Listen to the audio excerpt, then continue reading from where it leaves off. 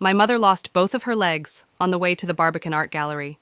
It was her day off, and she was going there to see an exhibition called Unravel, the power and politics of textiles in art.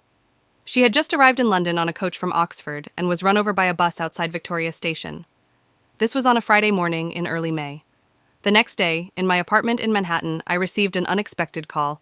My mother never calls me. From a trauma ward in West London. "I'm in a lot of pain," she said in a loud, anguished, slurring voice I hardly recognized. "But I'm in very good hands." A few hours later, I was on a flight home. When I visited her in the hospital, Mom asked me whether the show was worth losing her legs for. No, I told her, though at that point I hadn't seen it. When I did, 2 weeks later, my answer proved correct. Unravel featured tapestries, quilts, needlework, sculptures, and installations by modern artists, the majority of whom were of historically marginalized identities. The curators proposed that textiles themselves had also been marginalized, having been gendered as feminine and regarded as craft rather than fine art. As a result, the exhibition's introductory text argued the more politically radical aspects of textile making had been obscured. What does it mean to imagine a needle, a loom, or a garment as a tool of resistance? The text asked. Hanging from the ceiling above the entrance were Native American-style garments by Jeffrey Gibson, a painter and sculptor who also represented the United States in the country's pavilion at this year's Venice Biennale. Inspired by his Choctaw and Cherokee heritage, the pieces were adorned with rainbow-patterned patchworks, printed with the phrases, "People like us, we play endlessly, and speak to me so that I can understand." Farther in, among other things, were a painted collage depicting a cheerful black woman in a bodega, small, realist embroideries of drag and dyke marches in New York City, sculptures of cacti stitched from U.S. Border Patrol uniforms, and an image of a woman giving birth embroidered on blood-red silk, her vast womb radiating waves of energy. There were decorative knotted pieces, hand-stitched collages, abstract woven works suspended in air, and pillowy bundles of cloth. The gallery was broken up by a series of empty spaces. Shortly after it opened, Unravel began to come slowly undone as a number of pieces were withdrawn in protest of the Barbican's decision not to host a London Review of Books lecture series that was scheduled to include The Shoah After Gaza, a talk by the writer Pankaj Mishra that he later published as an essay in the magazine. The disappearances began when 2 pieces by Loretta Petway, an elderly quilter from Gee's Bend, Alabama, were removed by their lenders, Lorenzo Lagarda Leviste and Fahad Mayat. Another lender and 4 prominent artists followed suit. Some of them wrote open letters, alleging that the museum was censoring pro-Palestinian speech. In the words of the Lebanese painter, embroiderer, and video artist Munira Al-Sol, speakers who are raising their voices for justice are being cancelled. The Chilean poet and installation artist Cecilia Vicuña allowed her hanging woolen streamers to remain in the exhibition, but pinned a letter next to them declaring solidarity with her dissenting colleagues. Yi I Lan, whose display of traditional Malaysian patterned mats with silhouettes of tables woven into them was meant to subvert the power of the table, apparently a symbol of Portuguese, British, and Dutch oppression, also declined to pull her artwork. Instead, she had a table, brought in from the Barbican's administrative offices, on which was displayed a copy of the issue of the LRB in which Mishra's essay was published. Pasted on the cover were 2 canary yellow stickers displaying QR codes leading to an animated website with flashing bold-faced text by Leviste and Mayat that read, "Censorship at the Barbican, repression at the Barbican, racism at the Barbican, genocide at the Barbican." It was the most depressing exhibition I had ever seen at the gallery, hardly worth a visit, let alone losing one's legs. While Unravel pretended to be politically radical, even revolutionary, it didn't seem to stand for much beyond liberal orthodoxy and feel-good ambient diversity. It offered fantasies of resistance, but had little to offer in terms of genuine, substantive social change or artistic experimentation. The works were almost entirely produced with traditional methods and materials, in recognizable aesthetics, and might as well have dated from half a century ago, if not much earlier. Such retrospection was not limited to the Barbican. Just before my mother's accident, I had gone to the 60th edition of the Venice Biennale, the longest-running, regularly recurring survey of international art in the world. What I found there had been much the same: a nostalgic turn to history and a fascination with identity, rendered in familiar forms. This year's Biennale, called Foreigners Everywhere, took 4 identities as its subjects: the queer artist, the outsider artist, the folk artist, the indigenous artist, and suggested that they were all foreigners because they were marginalized. It was a show of painted, hand-sewn, sculpted, photographed, and filmed portraits of such figures.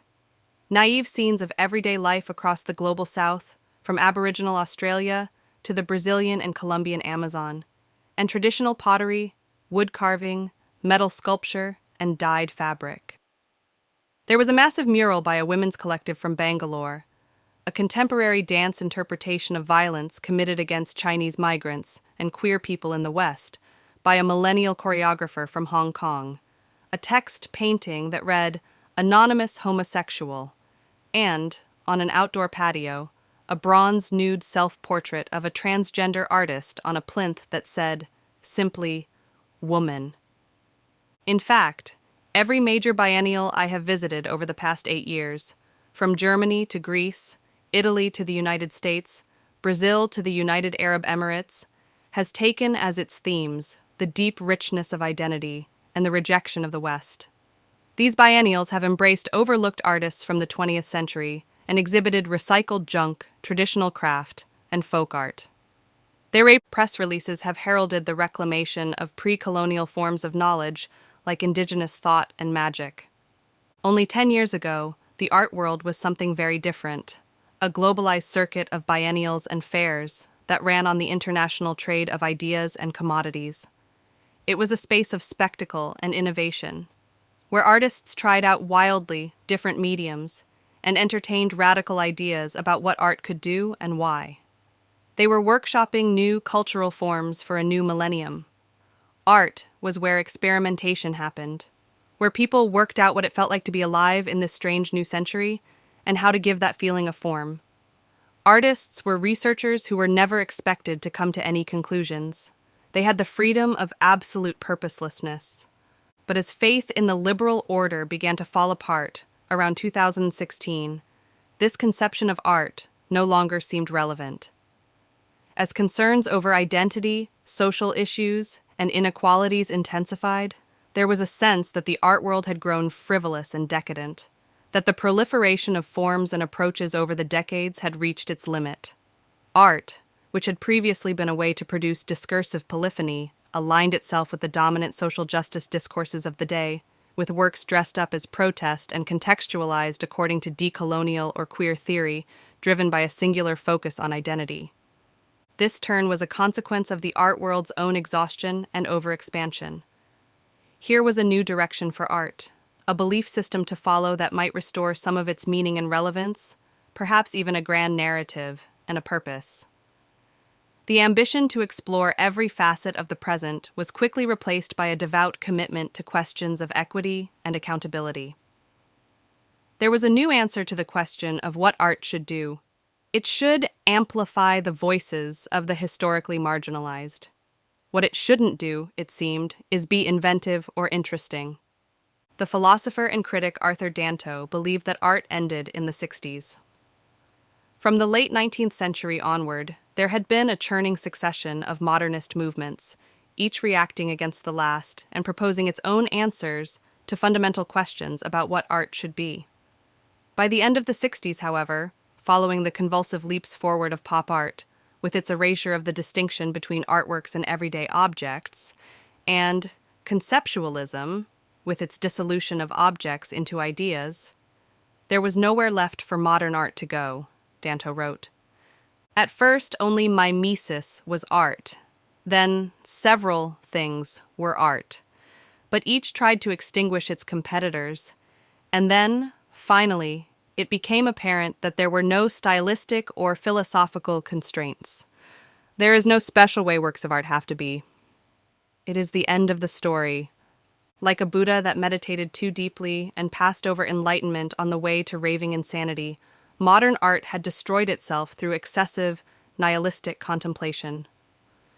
There would still be art, Danto said, and it might even thrive, but the grand narrative of modernism was over. To Danto, the closing of this narrative of progress was what made the contemporary possible, as art would no longer respond to itself and no longer had any constraints. Other human activities could be drawn from the world into its hungry maw. Art was no longer moving forward. Individual artists were free to consume the present, swallow other cultural forms, and twist them into new experiences. Variety abounded. Cao Fei built a floating city in the virtual reality world, Second Life. Paola Pivi filled a Swiss Kunsthalle with 3,000 cups of cappuccino and a leopard. Kai Guoqiang choreographed a fireworks display of a giant's footprints running across the Beijing sky for the opening ceremony of the 2008 Summer Olympics. Wael Shawky filmed an adaptation of Amin Malouf's historical essay, The Crusades Through Arab Eyes, as a feature-length puppet, cabaret epic. Philippe Perreno journeyed to Patagonia to tell 2 hours of rambling philosophical stories to a colony of penguins on the beach, taking only a single photograph as documentation.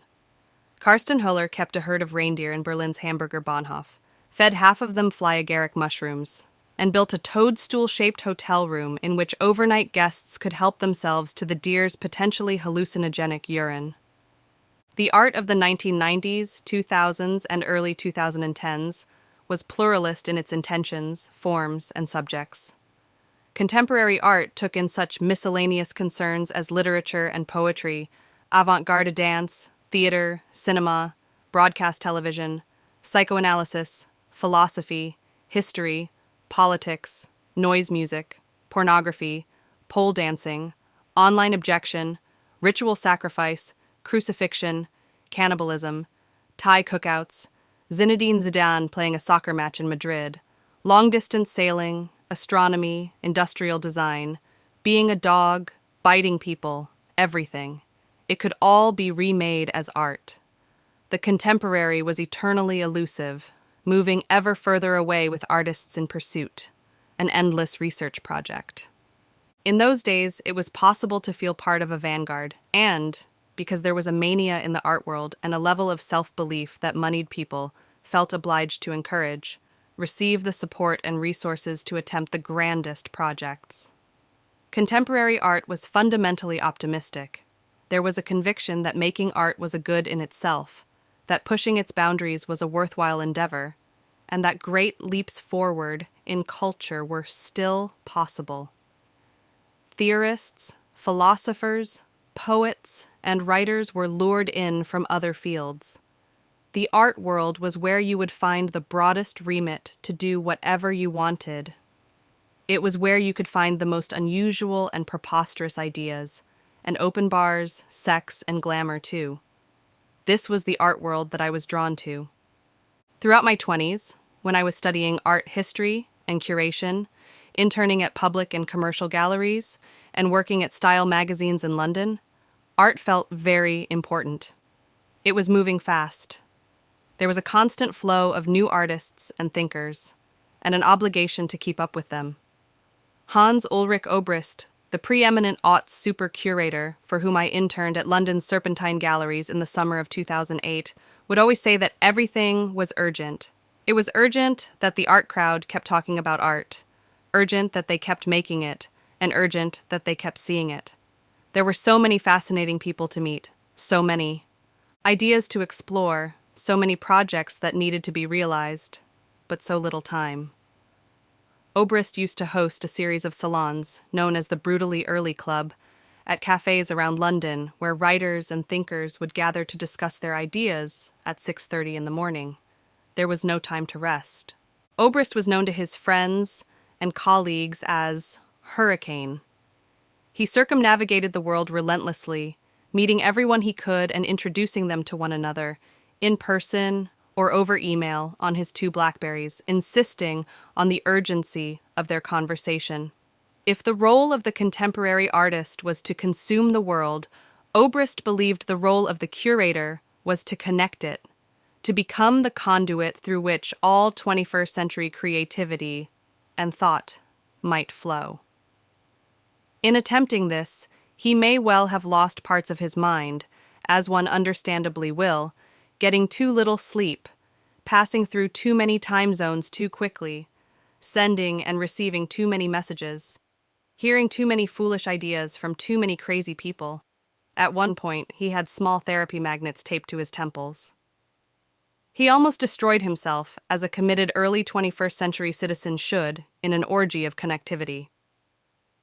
Obrist's frenzied devotion reflected his conviction that everything should be linked, his idealistic belief in the humanist possibilities of the internet and of globalization. He still dreamed that connectivity could bring everyone together, across borders and disciplines, that you could make friends with like-minded people around the world, bound by common interests. Art would be the gateway to every other form of culture and philosophy, a map of the present, a new universal language. In 2013, at Marco Polo Airport, waiting for the flight home to London from that year's Biennale, my friends and I sat around on the floor discussing what the best life might be. The life of an artist, we all agreed. Pursuing art was the way to be happy and free. Artists could do whatever they pleased. They were famous, respected, and sexually desirable. They could turn anything into art and create their own reasons for doing so. They made huge amounts of money for not doing very much. Surely there was nothing better, but nobody from that airport floor really made it as an artist. Some found success in more conventional careers. Some grew staggeringly wealthy off early investments in Ethereum. Some dropped out of society, and many I've forgotten were ever there in the first place. Slowly at first, and then all at once, the music faded, the guests vanished, and the party was over. Contemporary art had become so popular, so urgent, so cool, and so well-funded that a fall in retrospect was inevitable. As soon as it reached its peak, the height of its great flourishing, it had already begun its precipitous decline. Early signs of a change could be seen in 2017. That year, Documenta, one of the world's largest art exhibitions, which normally takes place every 5 years in Kassel, Germany, was subtitled Learning from Athens, and opened in the Greek capital, chosen for its symbolic importance as a gateway from Europe to the global south. Particular attention was paid to indigenous artists, such as the Kwakwaka'wakw sculptor Bo Dick, whose masks filled the first room, and various obscure historical artists, including an unexpected number of 20th century Albanian socialist realist painters. There was much to gain in the present, the Hun artistic director, Adam Shimczyk, explained at the press conference by turning to the past, by unlearning everything we thought we knew. This was at the time a surprising approach, the shock of the old, because it abandoned contemporary art's obsession with the present, as well as the hierarchy that separated high art from folk traditions, throwing everything together into one sprawling show. The results were overwhelming. It was the first time I'd seen traditional, beautiful works like the Indian painter Nilima Sheikh's suite of magic, realist, tempera-on-scroll landscapes populated with folkloric beings, titled Each Night Put Kashmir in Your Dreams, given such prominence in a major show. The first time I'd seen the hand-woven representation of a microprocessor that the Intel Corporation commissioned the Navajo textile artist Marilu Schultz to make in the 90s. The first time I'd heard the Russian composer Arseny Avramov's Symphony of Sirens, which was first performed on factory sirens, bells, Navy foghorns, and artillery in Baku in 1922 to mark the 5th anniversary of the October Revolution. The cumulative effect of these unexpected encounters with so many unfamiliar aesthetics and ideas was disorienting and thrilling. Shimczyk attempted to contain the whole world, its peoples, and modern history in 47 venues in Athens and 35 more in Kassel. Nobody since has dared to create an exhibition so ambitious or done anywhere near as good a job with this historical, non-hierarchical approach. I went to Venice that same year. The Brazilian artist, Ernesto Neto, had collaborated with the Amazonian Huni Queen people on a large crocheted ceremonial tent called Sagrado Lugar, a sacred place, which functioned as the centerpiece of the exhibition's pavilion of shamans. During those balmy opening days, the Huni Queen led dancing processions through the crowds of curators, critics, dealers, and socialites milling about the Giardini parkland as though they were actors in a Fellini film. 7 years later, at the 2024 Biennale, representatives of this indigenous people with a population of around 11,000 still had the spotlight. The entire facade of the central pavilion in the Giardini was covered in a mural painted by the Movimento dos Artistas Huni Queen, Mahku. Inspired by Nixie Pai, Enchanted Thread, rituals in which they imbibe psychoactive ayahuasca brew, recite songs led by their chantmaster, and experience hallucinatory Ramibiranai, emerging images. The Huni Queen artists channeled the perspective of Yube, the boa constrictor spirit of the forest, using painting as a way of recording their tradition. At the exhibition's entrance, the story of the alligator bridge between Asia and the Americas, in which a giant alligator agreed to bring humans over the Bering Strait only to submerge itself when they betrayed him, was painted across the colonnade in a coloring book style of emotionless cartoon forms, filled in with lurid, unblended pigments, which seemed less suited to the entrance of a major exhibition of contemporary art than to a kindergarten playground. It suggested a kind of missionary zeal in reverse. Rather than crisscrossing the globe and stealing the native souls with cameras, curators now bring painted images of more primitive ways of life back to the disenchanted West, so that viewers might be healed by their embodied knowledge, or otherwise access a direct link to the time before the fall. To a paradise unspoiled by Trump, populism, Silicon Valley, globalization, modernity, the Enlightenment, capitalism, colonialism, nationalism, whiteness, linear time, and the agricultural revolution. Our God might be dead, but there is a wish to rediscover other, older gods. One might reasonably identify a return to tradition, a longing for the past, with the forces of political reaction. But if conservatives generally have little interest in novelty, neither does anyone else today. Everyone in the world of contemporary art wants to revive a tradition, however recent. Hellenistic Greek sculpture, the Roman cult of Adonis, ancient Nubian wedding ceremonies, ancestral Pueblo pottery culture, pre-Columbian Mesoamerican song, Mapuche cosmology, Maya Tsutujil weaving, Incan mythology, African mask making, and the early Cubist painting it inspired, 50s Americana, the 60s new sacred art movement of the Osun Osogbo Sacred Grove, 80s. Beijing migrant worker cruising culture, late aughts contemporary art, etc. Everyone, it seems, wants to escape the present. We just long for different pasts.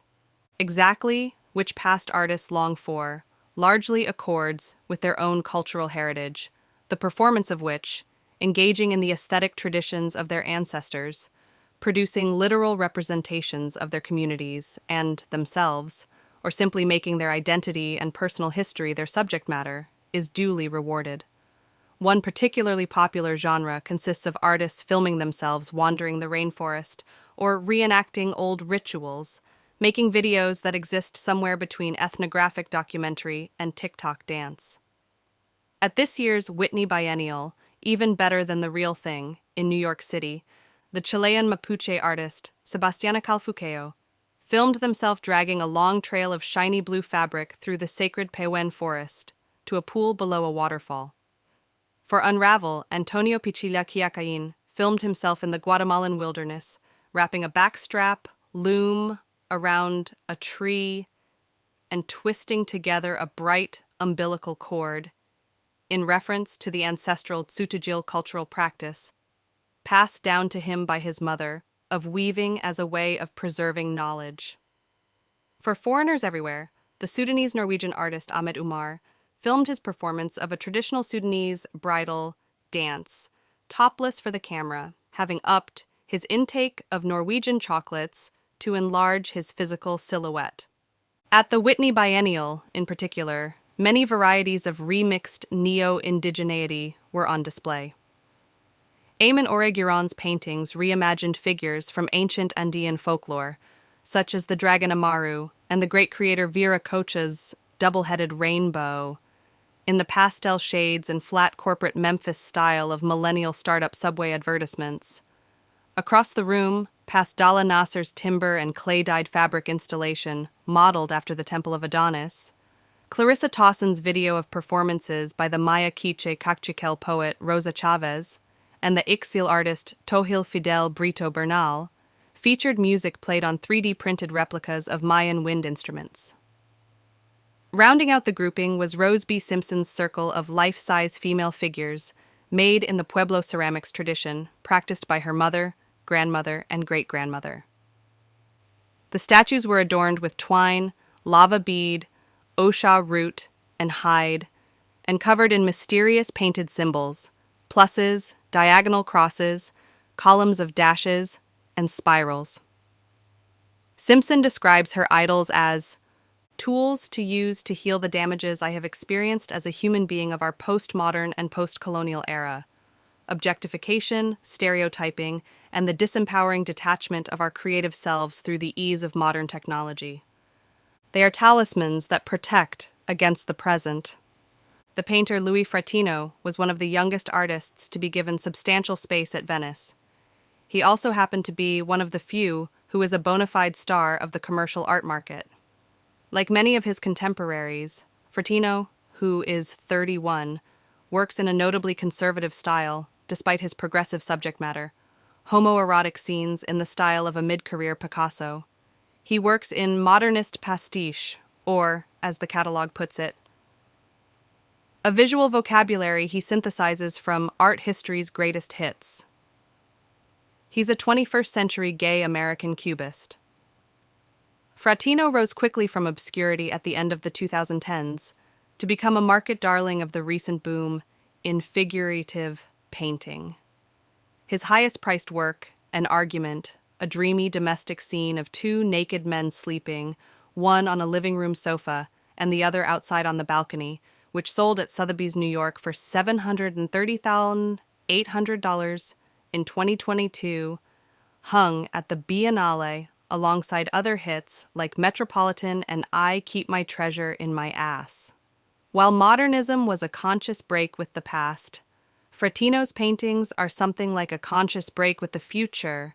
They are representative of today's culture of spin-offs, remakes, quotations, interpolations, and revivals. In this respect, the art world is not so different from movie studios, fashion houses, or record labels. New culture is made from nothing but old culture.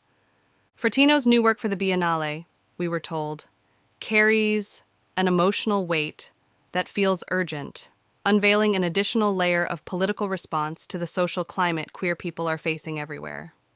While Obrist's insistence on urgency came from the belief that making and discussing art was intrinsically important, the alleged urgency of Fratino's work stems from the belief that, in these dangerous times, art can and should play an important role in resisting oppression.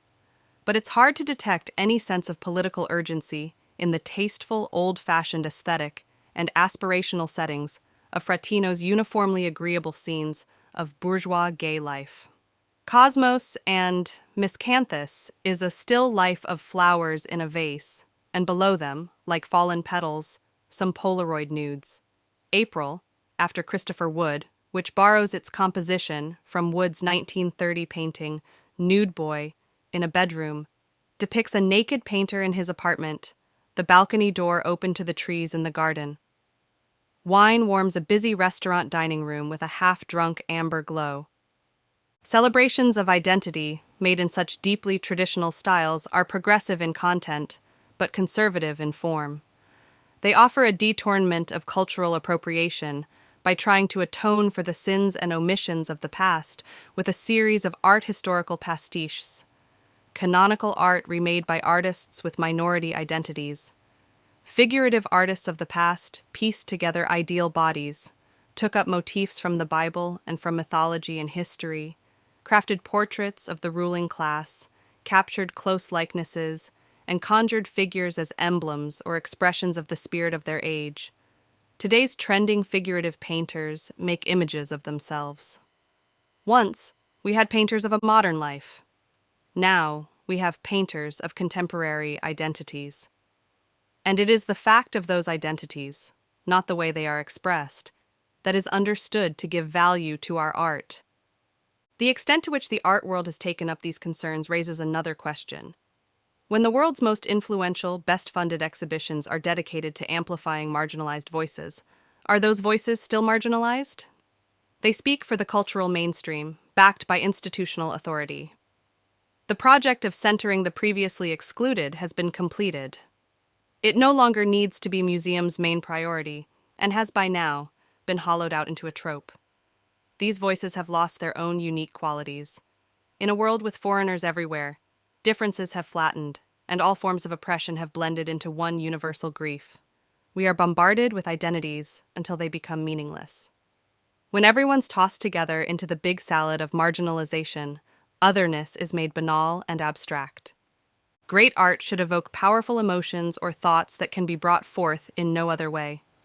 If art merely conjured the same experience that could be attained through knowledge of the author's identity alone, there would be no point in making it, or going to see it, or writing about it. If an artwork's effective power derives from the artist's biography rather than the work, then self-expression is redundant. When the self is more important than the expression, true culture becomes impossible. At the Whitney this year, art's socially conscious turn attempted to claim every gesture as a kind of resistance or critique. One of the few works I enjoyed at the biennial was Dora Budor's playful experimental film, Life Like, which takes the viewer on a tour of Hudson Yards, the oft-maligned Manhattan mega-development, a short walk up the High Line from the museum. Shot on a gimbal-mounted iPhone with a vibrator stuck to it, the video shows the new district shimmering like a mirage, the lights tracing circular trails, the architecture humming. It makes for pleasurable, comforting viewing, like visual ASMR. But what does it really have to say about the estranging effects of New York City real estate development? How is it that when Budor placed vibrators inside small, elegant, wooden sculptures, as she did at the 2022 Venice Biennale, the work interrelates industrial production, the privatization of pleasure, and the mechanics of biopolitical control, whereas here, a vibrating pleasure device attached to the camera disturbs serenity, suggesting an alienation commonly experienced in cities increasingly dominated by corporate architecture and gentrification. How many forms of late capitalist disaffection can one magic wand express? And isn't Hudson Yards already a metonym for the dispiriting, suicide-inducing effects of corporate architecture? Isn't that the most obvious observation, in fact, that one could make about it? When people from other walks of life used to tell me that they did not understand art, I would always reply that there is nothing to understand. There is no hidden meaning there to be deciphered. Lately, however, it has come to seem that there is. Budor's room was adjacent to Charisse Perlina Weston's post-minimalist suspended smoked glass ceiling, which, the accompanying wall text explained, evokes the stall-in planned by the Brooklyn and Bronx branches of the Congress of Racial Equality, CORE, to protest the 1964-65 New York World's Fair, and explores tactics of black refusal. Budor's room led to Canepa Hanska Luger's upside-down hanging teepee, which, by upending our grounding in time and space, makes way for imagined futures free of colonialism and capitalism, where broader indigenous knowledge can thrive. Later on came Dion Lee's slapstick lo-fi first-person footage of herself walking hurriedly through a field with a dowsing rod. North American landscape painting has typically taken a very broad view, with a distant horizon suggesting both optimism and colonizing force, the wall text said. But Lee's video refuses that convention in favor of a more personal point of view, one that centers Black experiences of survival and the land. Elsewhere was Karen Olivier's assemblage of found lobster traps from Maine, pot warp, and buoys hanging from a rope made of salt, which invokes a memory of the work's oceanic origin, but also of the practice of trading salt for enslaved people in ancient Greece. Needless to say, it was hard to glean any of these alleged meanings from the works themselves. Rather, they could be discovered only from the descriptions on the wall, which read like the everything-is-connected code-breaking ravings of an over-educated cabal, convinced that a hidden semiotic language of resistance lies below everyday objects, camera angles, orientations, and gestures made so very many times before. Half a century ago in these pages, Tom Wolfe complained that, as modern art became more abstract and de-objectified, and its interpretation more tightly prescribed by the era's leading critics, the work's appearance grew subordinate to the theory that purported to explain it, to words on a page. In the decades that followed, critics, artists, and curators alike began to frame contemporary artworks in relation to more or less every subgenre of contemporary philosophy: deconstruction, post-structuralism, speculative realism, accelerationism, pataphysics, psychogeography. Now, as the scope of art has narrowed dramatically, so too have the theoretical frameworks used to interpret it, and descriptions of work are dominated by the language of decolonial or queer theory. Critical claims have ceased to be about the art itself, as they were in Wolfe's day, and now concern art's capacity to drive political change. Not only has the art world embraced the magical spiritualities of the elders, but it has also returned to an old view that artworks can possess a mysterious, world-changing power. According to the texts issued by art institutions around the world, society's ills might be healed through inclusivity, symbolic representations, and arcane, coded gestures. Reparations can be paid in images, guilt sloughed away with incomprehensible signifiers of accountability. We lie to one another and to ourselves that all this humdrum work is inspiring, that it has an influence on how opinions are formed and hearts are won, but of course, it doesn't. Nobody cares, which is partly why the exhibitions feel so lifeless. Few can even be bothered to protest the Whitney Biennial anymore, to call for the destruction of its paintings or the dissolution of its board. Protesters don't even bother to glue themselves to contemporary paintings to protest the oil industry. It wouldn't draw enough attention or ire, so they target the old masters and the stars of modernity. Curators keep fighting a culture war that has already ended in the world outside. When I worked for Obrist, he held a 24-hour marathon lecture series in which philosophers, industrial designers, historians, ecologists, novelists, landscape architects, and filmmakers would come and speak for 15 minutes each. Back then, there was someone turning up at highbrow art events across London and throwing his shit at important people. It was my job at the lecture series to make sure Obrist remained excrement-free. Today, it's impossible to imagine anyone wanting to do such a thing to a curator, to imagine anyone caring enough or even knowing whom to aim for. Despite my jaundiced view of contemporary art, I do still encounter works that take me right out of the world. At Venice this year, I loved the installation artist Massimo Bartolini's Italian Pavilion, one of the dozens of national pavilions at the Biennale that are curated independently of the large international group exhibition, featuring original compositions by musicians Caterina Barbieri, Kali Malone, and Gavin Bryars. Passing through the cavernous warehouse space, at the very end of the Arsenal shipyard, I heard a low hum coming from a handmade wooden bass organ pipe that ran most of the length of the brick and stone floor. Then, through a doorway, an automated organ-like music machine played a plaintive ambient lament through scaffolding pipes that extended into a 50-meter-long maze-like installation. At its center was a circular pool filled with pulsating water. Outside in the garden, a choral arrangement by Bryars and his son Yuri sounded from the trees. It was a marvelous experience, and an unusual one, unlike any other I have had in the thousands of exhibitions I've visited in my life. It felt like a reverie, or a Paolo Sorrentino scene about the ecstasy and sadness of life. Bartolini's architecture was irreducible to social or political messaging, and I found myself wishing there were more attempts to create utopian spaces or communities, to open minds up to new possibilities, and so make life feel more expansive. There were some extraordinary artists in the main exhibition, too. I felt transported by Rember Yahuarkhani's threatening mythical visions of pert-breasted rainforest creatures fucking one another while lynching songbird avatars of the European Union and the United States from their treetop gallows. His father, Santiago Yahuarkhani, who like him comes from the White Heron clan of the Witoto Nation, was also included in the show, and I admired his wild, all-over paintings of tribespeople seduced by many-titted Amazon mermaids blowing smoke into their mouths, or devoured by chimeric animal spirits.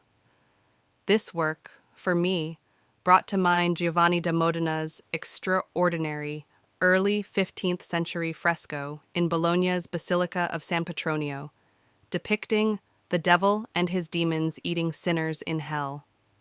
I was moved also by the crazy-eyed batik-dyed figures that Suzanne Wenger drew with cassava starch paste, attempting to give a form to Jungian archetypes, after studying in Vienna in the 30s and immigrating to Nigeria in the 50s, where she was initiated into the Yoruba religion.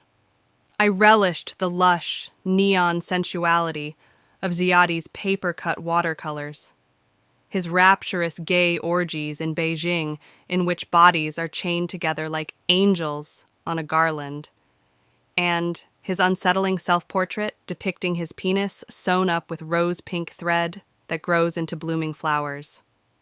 What makes these artists great is not that they are foreigners, but rather that their visions are so foreign. They are self-taught outsiders who don't neatly fit into any high art or folk traditions. Santiago and Rember Yahuarkhani's imagery derives from indigenous folklore, just as Maku's. Alligator Bridge mural does, but while the latter is rendered in a childish, generic style, the White Heron clan painters combine mastery of technique with great formal experimentation, conjuring feverishly inventive beings that grow out of and recede back into their painting's energetic, patterned surfaces and structurally confusing dream spaces. Each shows us scenes from another world entirely, in a highly developed style that is entirely their own. All four of these artists have committed themselves to their very weird, singular visions, which are rendered with a palpable intensity that fills their crowded images from edge to edge. They create strange, dark fantasy, scenes of violence, terror, lust, and perversity. The kinds of repressed and unspoken human desires that have appeared in art for thousands of years, but which are, for the most part, no longer welcome in the galleries. You can tell by looking at their works that they are searching for the something else. In the 90s, when I was a student at a Christian boys' school in Oxford, the art teacher showed us a video of a Viennese actionist performance by Hermann Nietzsche's Das Orgien Mysterian Theater, Theater of Orgies and Mystery. As I remember it, the participants were naked, wrapped in white sheets, soaked in the blood of cows they had sacrificed, performing rituals in their commune in the Austrian countryside, accompanied by music, singing, dancing, and feasting.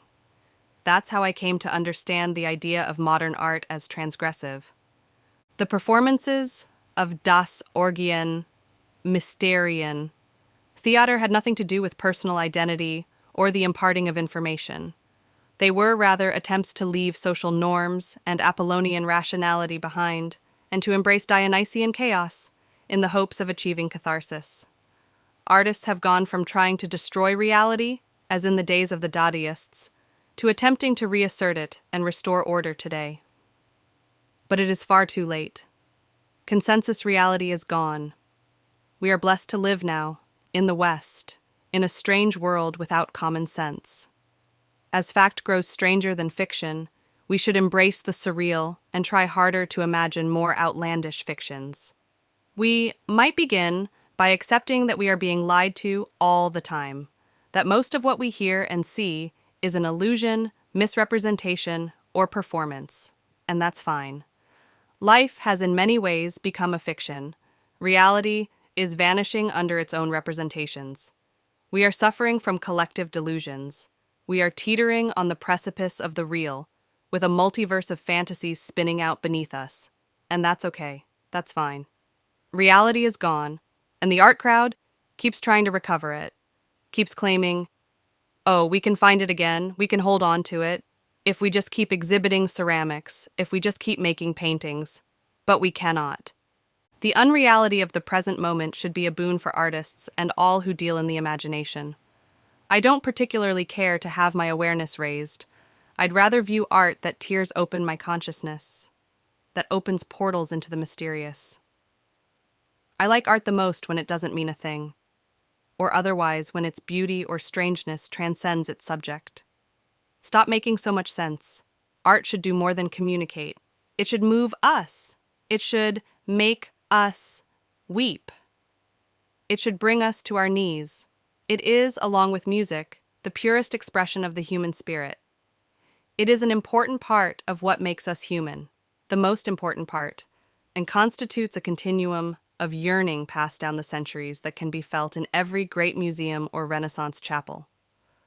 Art is often best when it's absolutely deranged. We are irrational, incoherent beings, and artists and writers should embrace this once more. If you believe that artworks cast spells, you should use that magic for greater causes than propagating a polite liberal American sensibility or evading the effects of modern technology.